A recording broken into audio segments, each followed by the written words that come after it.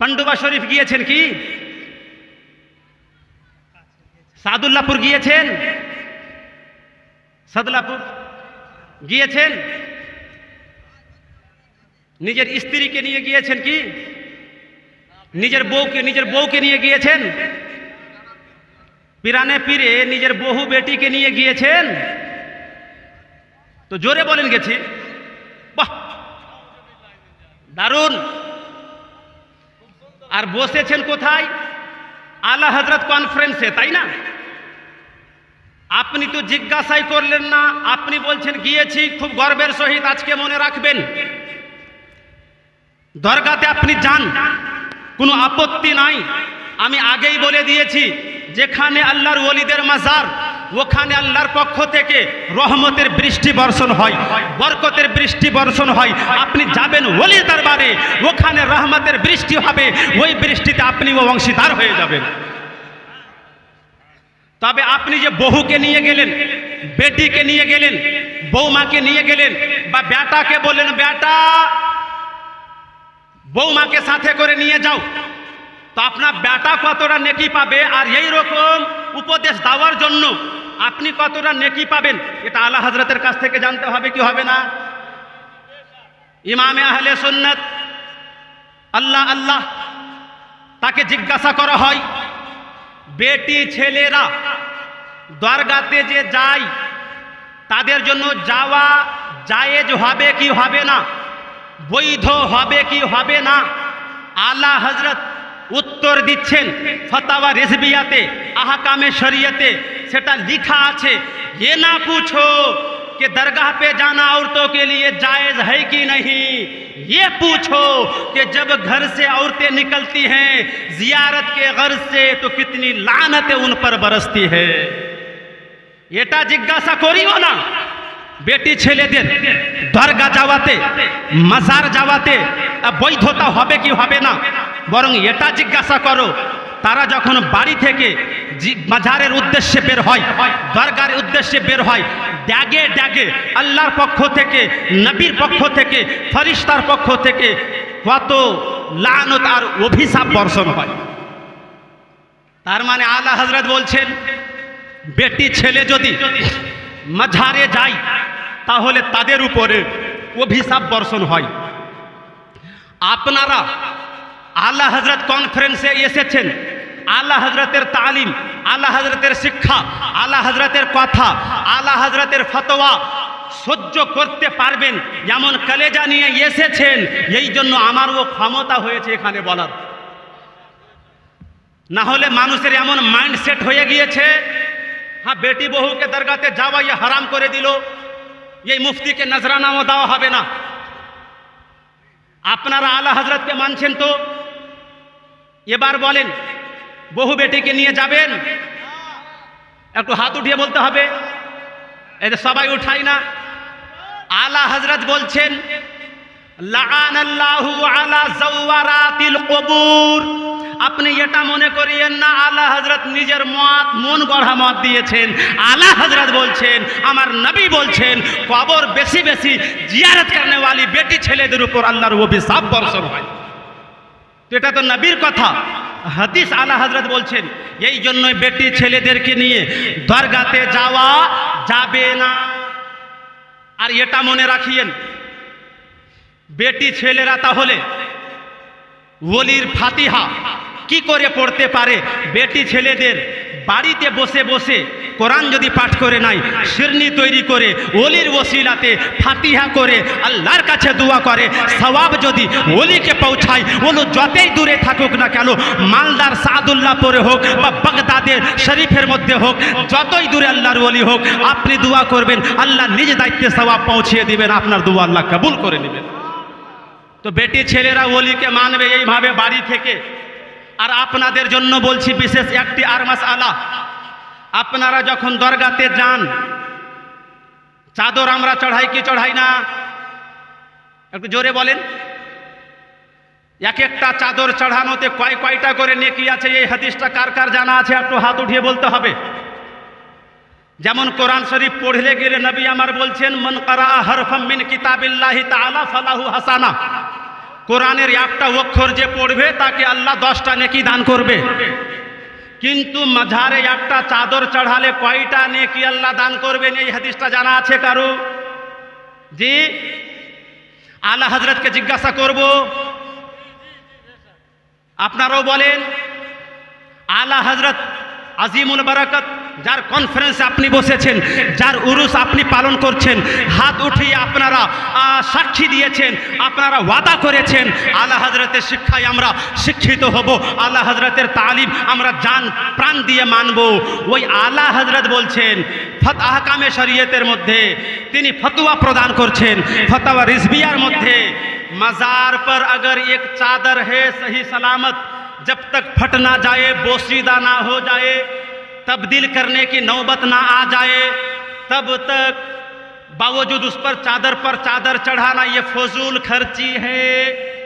आला हजरत बोलছেন মাজারে যদি চাদর চাপানো থাকে অলরেডি, ওটা ছিঁড়ে যায়নি, ওটা ফেটে যায়নি, ওটা পচে যায়নি, ওটা ওয়াচন হয়ে যায়নি, অথচ চাদরের উপর চাদর, চাদরের উপর চাদর, এইভাবে যদি আপনারা করেন, আলা হজরত বলছেন এটা সবার জন্য নয়, এটা তাদের জন্য যারা আলা হজরতের শিক্ষায় শিক্ষিত হতে চাইছে, যারা আলা হজরত কনফারেন্সে এসে বসেছে, এই ফতোয়া তাদের জন্য। আলা হজরত বলছেন যতক্ষণ পর্যন্ত ওই চাদর ওয়াচল হয়ে যাবে না, চাদরের উপর চাদরের ঢেরি লাগিয়ে দেওয়া এটা অপচয়। আর অপচয়টা কি? আল্লাহর কোরআন বলে ইন্নাল মুবাজ্জিরিনা কানু ইখওয়ানু শায়াতিন, যারা অপচয়কারী হয় তারা শয়তানের ভাই হয়। তাহলে চাদরের উপর চাদর যে আপনি চড়াচ্ছেন, এই চাদরটা কি হয় জানেন? আপনি যে কোনো মাঝারে যান, আপনি যদি ওখানকার খাদেমকে, ওখানকার মুজাওয়ারকে এই ফতোয়াটা জিজ্ঞাসা করে, ওরা ফতোয়া রেজবিয়া পড়তে জানে না, ওরা না হাদিস বুঝে না কোরআন বুঝে, ধান্ধা কেমন করে চলবে ওটাই ওরা বুঝে। ওদের কাছে যদি আপনি জিজ্ঞাসা করেন চাদরের ব্যাপারে, ওরা তো হয়তো বলে দিবে একটা চাদর যদি চড়াও তাহলে 1 বছর নফল ইবাদতের নেকি পাওয়া যাবে। কারণ যত বেশি বেশি বলতে পারবে তত বেশি বেশি চাদর পড়বে। আপনি ধরেন এখান থেকে দরগাতে গেলেন, আপনার গ্রাম থেকে একটা লোক গেল, একটা নতুন চাদর, আপনার এলাকাতে 10টা গ্রাম আছে, 10 গ্রামের লোক গেল, 10টা চাদর ওই দিনে, অন্য আর এক গ্রাম থেকে 50টা লোক, 50টা চাদর ওই দিনে। চাদরগুলো আপনি সকাল থেকে শুরু করে সন্ধ্যা পর্যন্ত মাজারের উপরে চাপাতে থাকলেন, যেমনই সন্ধ্যা লাগে ওই চাদরটাকে আবার ওই খাদিমেরা ব্যবসা করার জন্য মাজার থেকে উঠিয়ে মাজারের আশেপাশে যত চাদরের দোকান আছে হাফ দামে বিক্রি করে দেয়। আপনি তো চাদর দিয়েছিলেন আল্লাহর ওলির মাজারে, কিন্তু আপনার চাদর মাজারে কই থাকলো? আপনার দাওয়া চাদরকে ওখান থেকে বের করে দোকানে বিক্রি করে দেওয়া হলো, তাহলে ওর ব্যবসা ঠিক চলবে। এই রকম চাদর চড়ানোতে সওয়াব আপনি আছে মনে করছেন? আর আপনি যদি মনে করেন কি না সাহেব আপনার এটা কথা ঠিক নয়, ওরা চাদর বিক্রি করে না, তাহলে যতটা মুজাওয়ার আছে ওদেরকে একটা বন্দি ঘরে রাখেন বা জেলখানাতে ঢেলে দেন 1 মাস। মাঝারে এত চাদর হয়ে যাবে, প্রত্যেক দিন সন্ধ্যাতে বের করে যদি বিক্রি না করে তাহলে 1 মাসের মধ্যে মাঝারের গুম্বুদ পর্যন্ত চাদর পৌঁছে যাবে। তার মানে চাদরের ব্যবসা চলে। আচ্ছা, এই চাদরের ব্যবসা যে ওখানে চলছে, আপনি যদি চান তাহলে আলা হযরতের মাসলা অনুযায়ী আপনি ফুলের চাদর, যেই ফুলে জান আছে, কাঁচা ফুল, আমি আপনাকে আগেই হাদিস শুনিয়ে দিয়েছি, কাঁচা ডাল কাঁচা ফুলের, আপনার যদি মন চায় তাহলে আপনি এই কাপড়ের চাদর না দিয়ে ফুলের চাদর মাজারে দিয়ে দেন, আল্লাহর ওলির মর্যাদা আরও বৃদ্ধি পাবে। আর যদি আপনি ফুলের চাদরের ব্যবস্থা না করতে পারেন, বা আপনি নিয়ত করে নিয়েছেন আমি একটা চাদর দিব, কিন্তু ফতোয়া শুনে নিলেন চাদর কেমন করে দিব, তাহলে মাঝারে তো চাদর 10টা 20টা 25টা রয়েছে, তাহলে এদের জন্য মশলা হচ্ছে আপনি ওই চাদর মাঝারে না দিয়ে ওই চাদর কিনতে গেলে আপনার হয়তো 500 টাকা 1000 টাকা খরচ হতো। এই 500 টাকা 1000 টাকাতে চাদর না কিনে আপনার এলাকার মাদ্রাসাতে দিয়ে দিবেন টাকাটা, তালিবে ইলমদেরকে টাকা দিয়ে দিবেন কিতাব কেনার জন্য। যারা কিতাব কিনতে পারে না, যারা গরিব কাপড় কিনতে পারে না, তাকে কাপড় কিনে দিয়ে দিবেন। ঠান্ডার দিনে যেই অসহায় ব্যক্তিরা চাদর কিনতে পারে না, চাদর তাদেরকে দিয়ে দিবেন। ঠান্ডার দিনে আপনার চাদর উঠবে, আপনাকে দোয়া দিবে, আপনার সফলতা অর্জন করবেন। আর এই নেকিটা, এই সওয়াবটা আপনি বাড়িতে থেকে আল্লাহর ওলির নামে বকশিয়ে দিবেন। তো এইভাবেও তো করতে পারে, এটাই একটা জিনিস। তো এটা হচ্ছে মাসলাকে আলা হযরত। আর একটা জিনিস আপনি মনে রাখিয়েন, আচ্ছা নতুন গাড়ি যখন কিনি মাজার শরীফে যাই, তো যাই কি যাই না? ওখান থেকে কাপড়ের পুটলিতে করে কিছু মাটি আমরা নিই নজরানা দিয়ে, ওই মাটিটা গাড়িতে বেঁধে দিই। আর আমাদের নিয়ত থাকে এই গাড়ি নিয়ে যখন আমরা চলবো তো অ্যাক্সিডেন্ট হবে না। আর দেখা গেল কি অ্যাক্সিডেন্ট হয়ে গেল। ওলি ও দুর্নাম মাথায় রাখবেন। ওই মাটিটা যদি আল্লাহর ওলির মাজারের হতো তাহলে ইনশাআল্লাহ আপনার এই নিয়তের বরকতে আল্লাহর ওলিদের মাজারের সঙ্গে যে মহব্বতের পরিচয় দিয়েছেন, মাটিটা যদি মাজারের হতো আর গাড়িতে যদি বাঁধতেন তো আপনার গাড়ি দুর্ঘটনা থেকে বেঁচেই থাকতো। কিন্তু আসলে আপনাকে বোকা বানানো হয়েছে।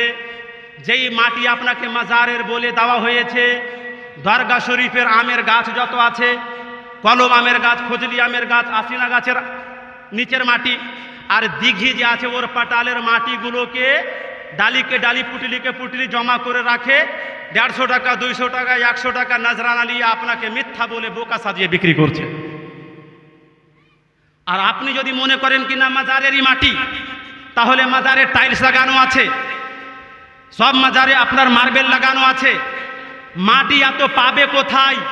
সকাল থেকে সন্ধ্যা পর্যন্ত যতটা মাটি বিক্রি হয়, ওই মাটিগুলো যদি মাজার থেকে বের করা হতো মাজারের মধ্যে গর্ত হয়ে যেত। কিন্তু আপনাকে বোকা বানিয়ে দিল। এই জন্যই আপনি নতুন গাড়ি কিনেছেন, ঠিক আছে, যান আপনি ওলির দরবারে জিয়ারত করেন, 4টা কুল পড়েন, পারলে সূরা আপনি কি বলে বাকারা প্রথমাংশ পড়েন, শেষাংশ পড়েন, সূরা রহমান পড়েন, ইয়াসিন পড়েন, 4টা কুল পড়েন, ফাতিহা করেন, আল্লাহর কাছে ওলির ওসিলাতে আপনি দোয়া করেন। এই বলে আয় আল্লাহ তোমার ওলির দরবারে এসেছি, চাইছি তোমার কাছে, এই বিশ্বাস নিয়ে এসেছি, ওলির দরবারে এসেছি, ওলি তোমার এই দরবারে চাইবো তোমার কাছে, তুমি খালি হাতে ফিরাবা না।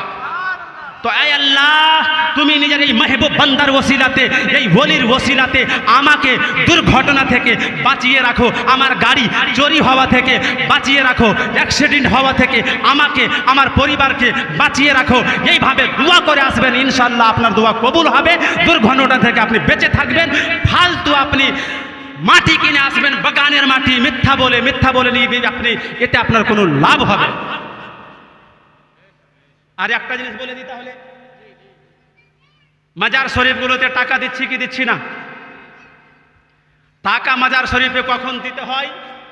যখন আপনি দেখবেন মাজার শরীফে কনস্ট্রাকশনের কাজ চলছে, সাহায্যের দরকার আছে, ইটের প্রয়োজন, বালির প্রয়োজন, সিমেন্টের প্রয়োজন, রডের প্রয়োজন, রং করার জন্য প্রয়োজন, মিস্ত্রির খরচের প্রয়োজন, এই সমস্ত কাজ যদি চলে তাহলে দিবেন তো নেকি পাবেন। আর এই সমস্ত কাজ যদি না চলে তাহলে আর একটা রাস্তা আছে, যেই টাকাগুলো আপনি দিচ্ছেন ওই কমিটির লোক বা মুজাওয়ার বা খাদিম যারা আছে, ওই টাকাগুলো থেকে যত জমা হয়, ওই জমা করা টাকা থেকে যদি ইসলামের উন্নতির জন্য, মুসলমানদের ডেভেলপমেন্টের জন্য বা গরিব দুঃখীর সাহায্য করার জন্য কোনো সংগঠন চালিয়ে থাকে, তাদের হেল্পার সাহায্য করে থাকে, এমন কাজে যদি ওই জমাকৃত টাকাগুলো ব্যয় করেন তবুও দাওয়া নেকির কাজ। আর আপনি যখন দেখবেন যেই টাকা বাক্সে পড়ছে ওই টাকা মুজাওয়াররা নিজে খেয়ে নিচ্ছে, গরিব দুঃখীর কোনো সহযোগিতা করা হয় না, বা ওই টাকা যত আপনি দিচ্ছেন বাক্সে ওয়াকফ বোর্ডে চলে যাচ্ছে, তাহলে এমন টাকা দিয়ে আপনার কোনো লাভ নাই। কারণটা কি? ওয়াকফ বোর্ডে যখন টাকা চলে যায়, আলা হযরত কনফারেন্সে আপনি এসেছেন, আপনি কি বলেন? যারা নবীর গুস্তাখ, যারা শত্রু আল্লাহর, যারা আল্লাহর উপর অপবাদ লাগায় মিথ্যার, নবীর শত্রুতা করে, ওলিদের দুশমনি করে, ওদের আমরা সহযোগিতা করতে পারি না, তাদের সঙ্গে আমরা সম্পর্ক রাখবো না। আর টাকাগুলো যখন আপনি দিবেন ওই বাক্সে, যেই বাক্সের টাকা ওয়াকফ বোর্ডে চলে যায়, ওয়াকফ বোর্ডে নেতৃত্ব দিচ্ছে বদমাযহাবের লোকেরা বেশি। কয়টা সুন্নি আছে ওখান থেকে টাকাগুলো? সুন্নিদের মাদ্রাসাতে কয়টা আছে? এদের মসজিদে কয়টা আছে? এদের গ্রামের গরিব দুঃখীর সাহায্যের জন্য কয়টা আছে? বরং যেই টাকাগুলো ওয়াকফ বোর্ডে আপনার টাকাগুলো জমা হয়, ওখান থেকে ওয়াহাবি দেওবন্দিরা টাকাগুলো নিয়ে নিয়ে বড় বড় চ্যানেল চালায়, যেই চ্যানেলে যেই ওলির মাজার থেকে পাওয়া টাকা ওয়াকফ বোর্ডের মাধ্যমে সংগ্রহ করে চ্যানেল চালাচ্ছে, ওই ওলির বিপক্ষে ভাষণ রাখছে, নবীর বিরুদ্ধে কিতাব লিখছে। তো আপনার টাকা তো ওই জায়গাতে দিয়ে কোনো লাভ হলো না, বরং যত টাকা এইভাবে অপচয় হয়ে যাচ্ছে, এই কথা যদি আপনাদের গায়ে লেগে যায়, ইনশাআল্লাহ নতুন এক ইনকিলাব চলে আসবে এই সুন্নি জামাতের মধ্যে, আলা হযরতের ফলোয়ার্সদের মধ্যে। এই টাকাগুলো যেমন যেই সেই জায়গাতে আপনি এইভাবে অপচয় না করে এই টাকাগুলোকে আপনি জমা যদি করতে হয়, এমনভাবে জমা করেন, সাংগঠনিকভাবে জমা করেন, গ্রাম গ্রাম থেকে জমা করে, এলাকা ভিত্তিক জমা করে মুসলমানদের জন্য কলেজ তৈরি করেন, ইউনিভার্সিটি তৈরি করেন। আপনারা দেখেছেন বিশ্বের রিপোর্ট, বিশ্বের খবর আপনাদের কাছে আছে। আপনার স্বাধীনতা স্কুলে নাই, আপনার স্বাধীনতা কলেজে নাই, ইউনিভার্সিটিতে নাই, সিলেবাস নিজের মতো করে তারা করছে, আপনার ছেলে মেয়ে পড়তে বাধ্য হচ্ছে। আপনার ছেলেকে আপনি আবাসিকে রেখেছেন, যেই আবাসিকে আপনি রেখেছেন এটা মনে করে নিটের পরীক্ষা দিবে, আমার বেটা সাকসেস হবে, আমার বেটা ডাক্তার হতে পারবে। আপনাদের সুন্নির মধ্যে কোনো এমন আবাসিক নাই যেখানে নিটের প্রিপারেশন করানো হয়, প্রস্তুতি করিয়ে দেওয়া হয়, এমন কোনো আবাসিক আপনি তৈরি করতে পারেননি, এমন কোনো স্কুল আপনি তৈরি করতে পারেননি।